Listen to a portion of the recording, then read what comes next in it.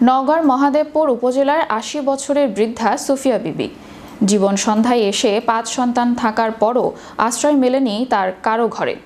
সন্তানরা নিজেদের পরিবার নিয়ে ব্যস্ত, কিন্তু মায়ের খোঁজ খবর নেয়ার ফুসরত নেই কারো।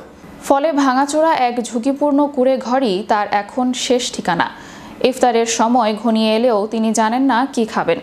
কখনো শুকনো রুটি, কখনো শুধু পানি দিয়েই সারতে হয় ইফতার ও সাহেরি।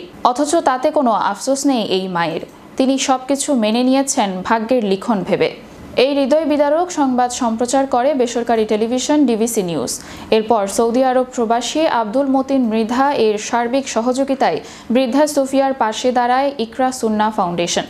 মানবিক এই উদ্যোগ বৃদ্ধার দুর্দশা লাঘবে কতটা সহায়ক হবে তা সময়ই বলে দেবে। তবে সমাজের বিত্তবানরা এগিয়ে এলে হয়তো এমন অনেক অসহায় মায়ের জীবনেই ফিরে আসবে একটুখানি স্বস্তি।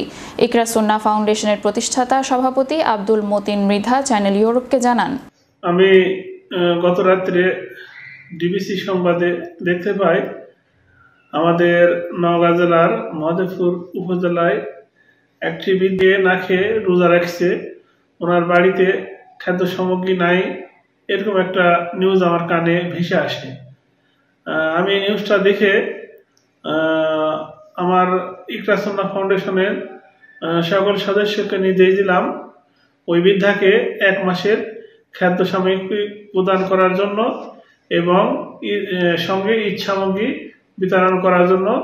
আমার কথা অনুযায়ী ওনারা আজ এসেছে এই বৃদ্ধাকে ১ মাসের খাদ্য প্রদান করার জন্য এবং আমার ফাউন্ডেশনের পক্ষ থেকে ওনাকে ১ মাসের খাদ্য সঙ্গে নগদ অর্থ ও ঈদ সামগ্রী প্রদান করলাম।